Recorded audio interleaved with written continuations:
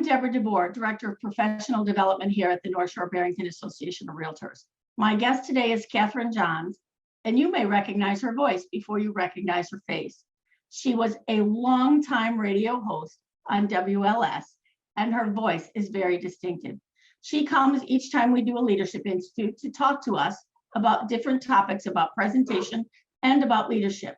Today, she talked to us about leadership and influence without authority. I am delighted to have Catherine Johns as a guest today. Catherine, I'm delighted to have you with me today. You've been a great presenter at our Leadership Institute. You are one of the favorite speakers that they listen to. And truthfully, the things you talk about are so practical, so useful, that I think anybody who is either a leader, a salesperson, a mom, a dad, all of the things that you talk about are so pertinent to all of us. When you began your presentation this morning, you talked about a book and a couple of key things from this book. Can you talk about that with me? Absolutely. So our subject was influence and sort of the Bible of influence. There are a lot of books about influence because so many of us want to have influence. It's a hot topic. But Robert Cialdini's book, aptly named Influence, The Psychology of Persuasion, is one of the classics. And so we talked about a few things from that book, and I'll kind of highlight those here and then talk a little bit more about what I think needs to underpin all of these influence techniques or strategies. So Cialdini writes about reciprocity, and I suggested to people this morning that they think about their mailbox, not their inbox, but their physical mailbox, and how stuffed it has been for a couple of months now with little sticky labels with their name and address on them and pictures of snowflakes or reindeer or something like that. Those come from nonprofit groups that want donations, and they get donations because they give us a gift, however small, and we feel the need to reciprocate. It just seems right somehow. Yes. Now, over time, we might get a little jaded. I have to say, I get so many of those. I'd be broke if I sent everybody a check. But that fundraising technique does work. You'll see some organizations that will send out a notepad or even money. I've gotten those mails like with $1. Yeah, with $1, and then they assume that you will reciprocate. So reciprocity is a powerful tool to influence people to take some kind of action. And it's one that we can think about how to use in our business. One thing that comes to me is I ask people regularly to introduce me, to somebody who needs a speaker. And I also am generous about introducing people I know to folks who could use their services. And it's not that you're keeping score, it's not like one for one, but over time, if you support someone's business, it's likely that they will support yours too. So reciprocity is a great tool for influence. If you went to my website, you would see pretty pictures of past clients and their comments about me as a speaker, what their audience got out of it, why it was so great, and how much they would recommend me. Those testimonials are social proof. So if you're contemplating talking to me about speaking at an event, you can look at those and know that, yes, somebody else hired her and was happy with the results. And I'm guessing many of us listening now use testimonials in some fashion. One thing I would say about testimonials, they are much more powerful if we know who wrote them. I see some people who have on their website, a past client or Robert W. or Steve H. They're more believable if people's name is attached to them, and more believable yet if they have a picture with them. Because then we trust that it's a real person. It's not just some anonymous Yelp reviewer with a funny nickname. It's somebody that if we wanted to, we could probably find them and ask some questions about what did they really think.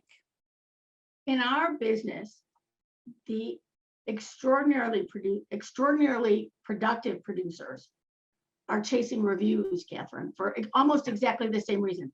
Yeah. Especially if they're younger, they are looking at the reviews. And something I noticed as I was Christmas shopping this year is now some of them say with the reviewer's name, verified customer.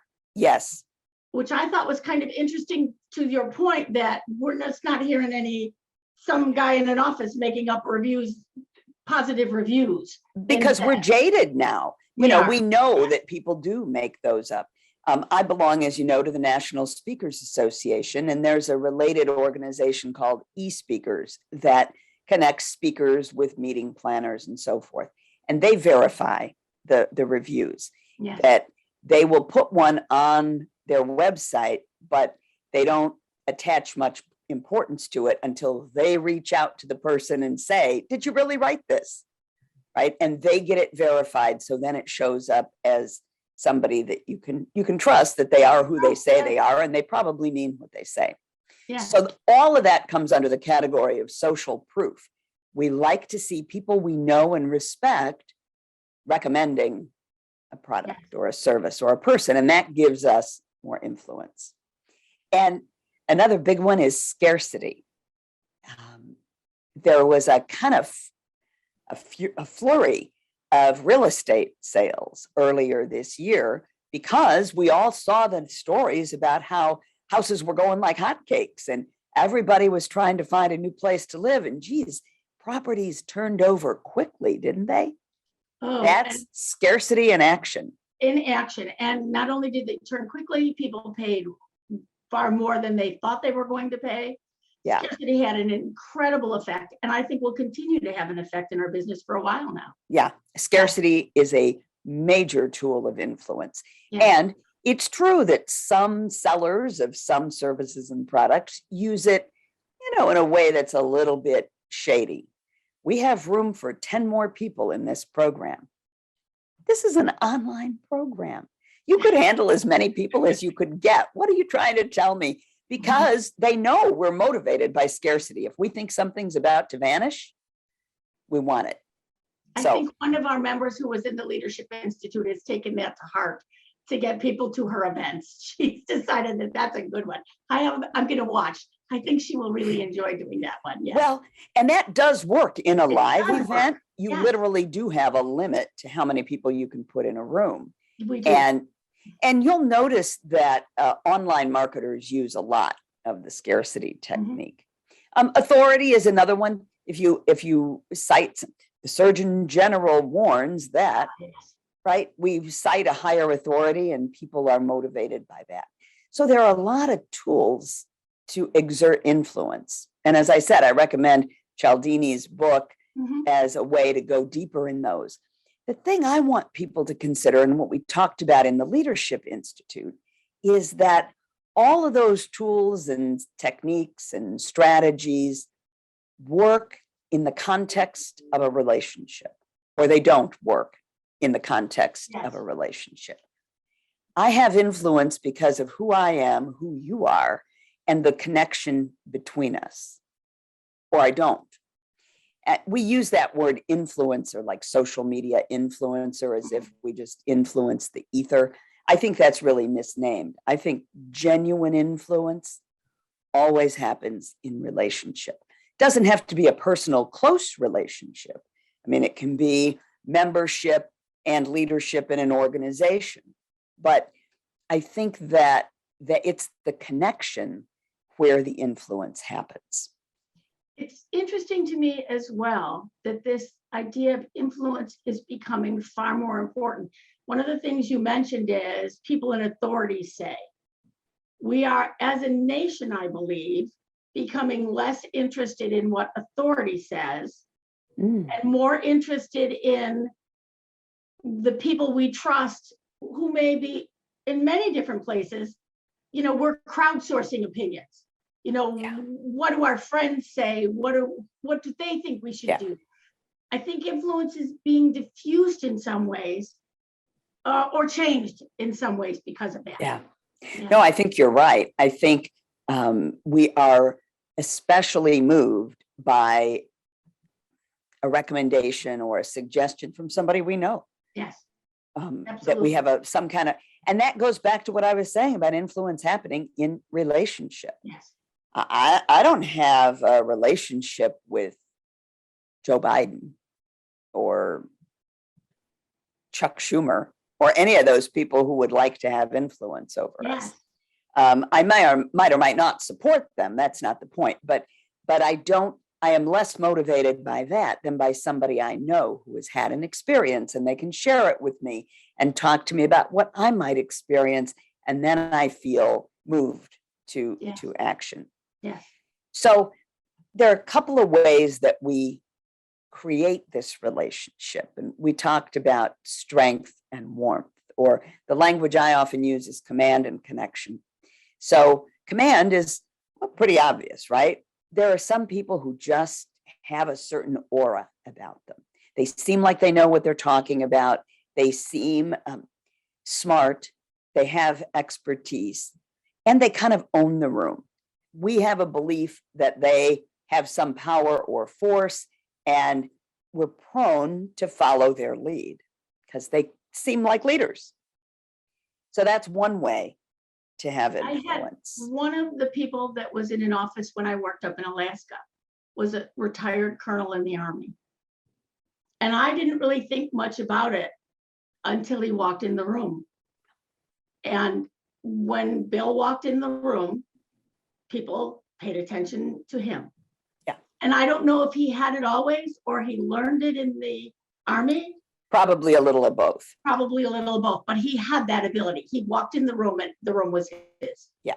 Yes. And a military background is one way that people get that. Yes.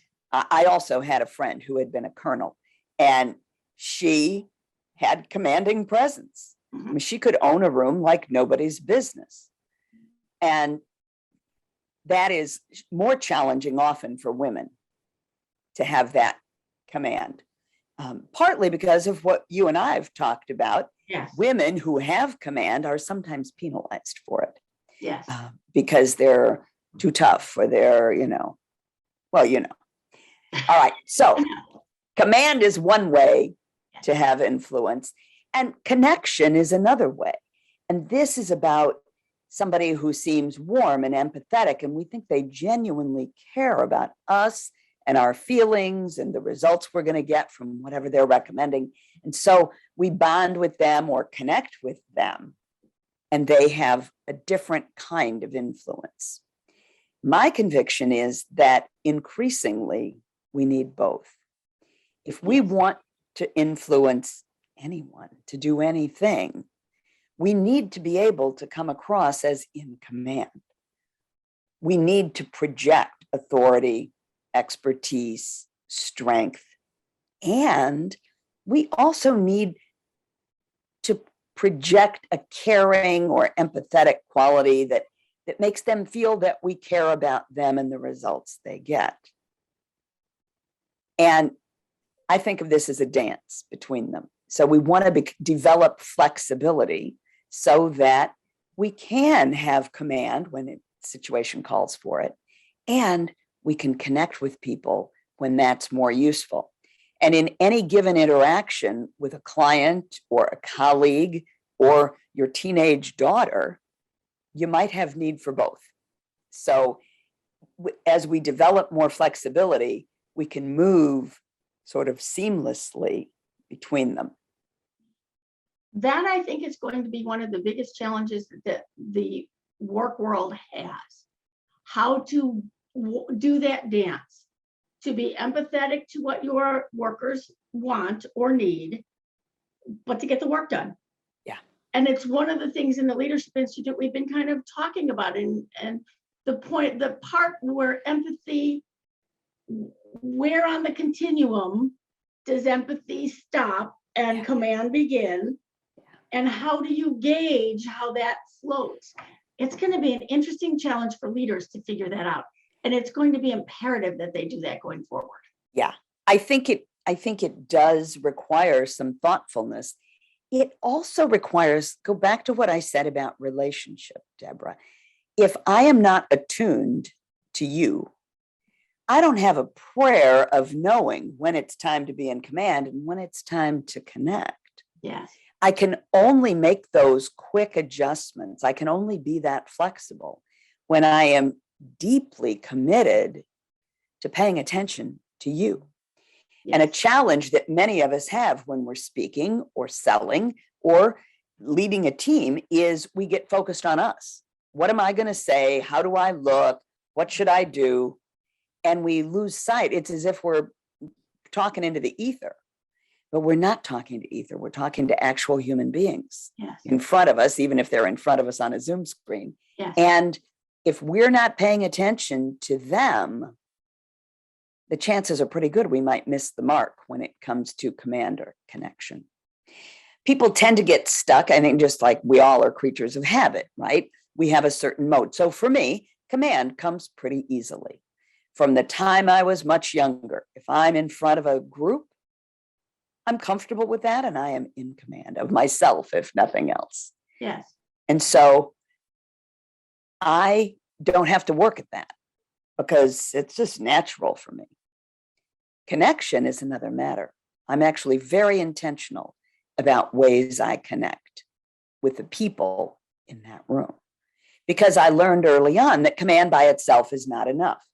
I was in a training role. And so when you're in front of a group and you want to convey information, being in command is great. But when you want to check and see, did that information really get conveyed and what are they going to do with it? That's the time for connection. Yes. And I worked to hone those skills. And we can talk a little bit about how one might do that. And Catherine, I would say the same thing. I've been in command of the room. I've been doing training for years. Sure. I walk into the room, I can command the room. When then, doggone it, COVID came and I had to step out of the room and I had to step onto a screen. And it was a whole new adventure for me. And so I've worked so hard to try to get, the command is pretty okay, but to get the connection going in a Zoom meeting when you have 40 people on the screen. Some of the things, it's just challenging to be able to do that. It is undeniably harder on virtual platforms because you can't, whatever. We've done that podcast already, right? About virtual platforms. We did. But some of it really also still gets to be, it's some of it, and just to answer this, there are simple things like I still make everybody introduce themselves. So that if Catherine, you and I are sitting together next to each other on the screen, so we should know that we are next to each other on the screen. For those kinds of things. So some of those simple things that we look at there. Yes. That can help. All right. We wanted to talk a little bit about influence in writing because so much of our communication, especially now when many of us are still not in the office or we're in offices at staggered times and that kind of thing, so much of our communication happens by email and text and Slack and that kind of stuff. So even for people who are pretty good at that shift from command to connection in person, might find it challenging on Zoom. A couple of things I recommend. When you're writing an email to somebody that you want to influence, don't start with, I want you to, I'm asking you to, I need you to, I just want to know if, start with them instead of you. I swear the best writing tip I ever got was begin everything you write with the word you. And sometimes it feels a little tortured to turn it around because it's so quick and easy to say, I'm working on a project and here's what I need from you. It doesn't land well though. So even if we have to do a slightly awkward construction, it's worth it to start with the word you. And then that helps me as I'm writing keep my focus on the person I'm writing to.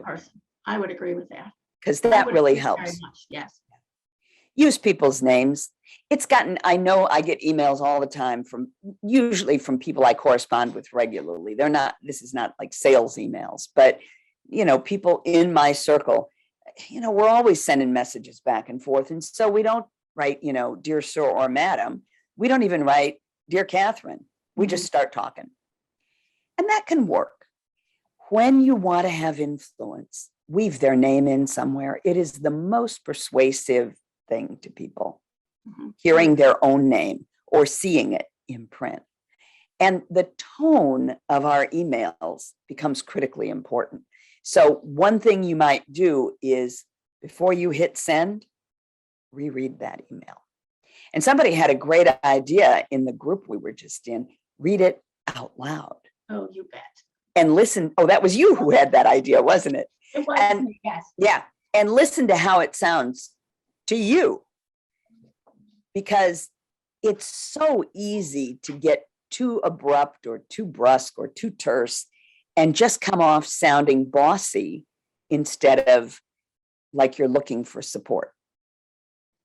You know, I also sign my emails. Oh, I do Since too. I've been 14 years old, probably when I first started writing letters to people, because when I was young, we did write letters to people. I would sign the big letter D, my initial, on my signature. I have a lovely signature that the company has made for me with NSBAR and my title and all those. And at the end of my email, you'll notice I always end with the D on the end, because I want people to know that it wasn't just some generic email I was sending. I wrote that. Yeah. Yes. Again, I to do. make it a little more personal. Yeah, I do too. And there's debate in business communication expert circles about whether it's necessary to use yours truly or, something like that, a closing.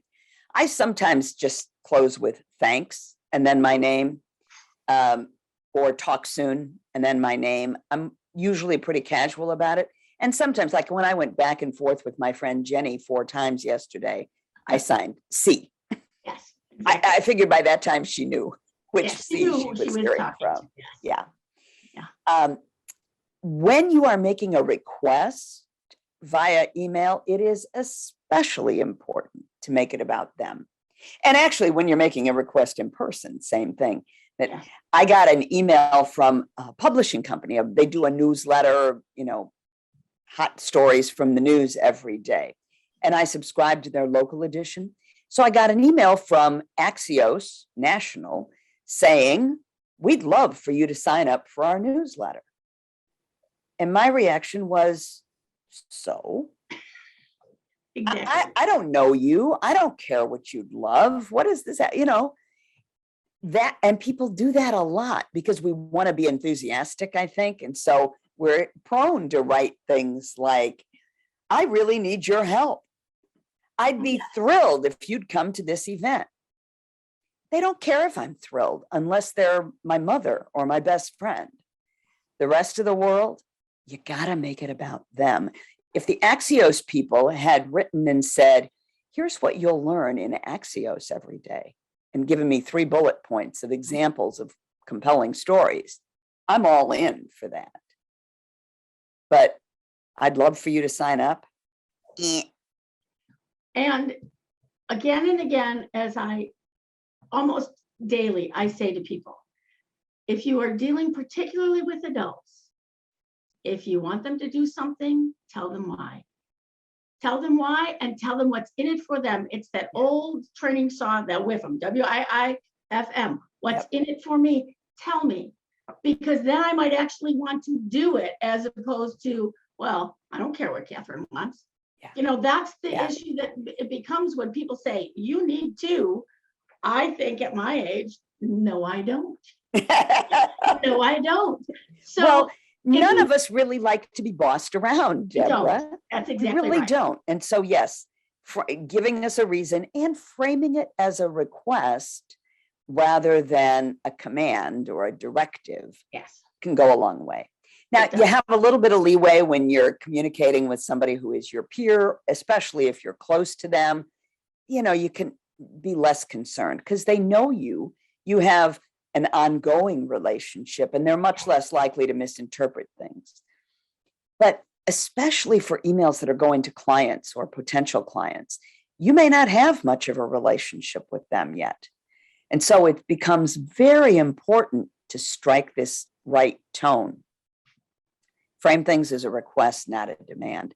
And one of the things that I think is really important when you're looking for, especially when you're connecting with somebody who is senior to you in age or the org chart, or just clout, right? If they're the client and you're not, Yes. You have an interest in positioning yourself as somebody who looks up to them or admires them or wants their help, as opposed to you're bossing them around. Acknowledge their expertise and invite them to use it. So when we acknowledge that they have some special area here that is where they excel, they're flattered and they feel productive. Yes. So it's not just that I'm randomly asking them to do something for me. I'm asking them to do something for me that they are particularly well suited to do. And who doesn't like that?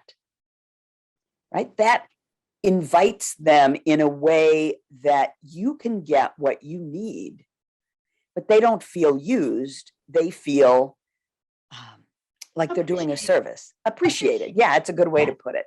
Appreciated. And the truth of the matter is, I try every day to wake up and be appreciative to the people around me.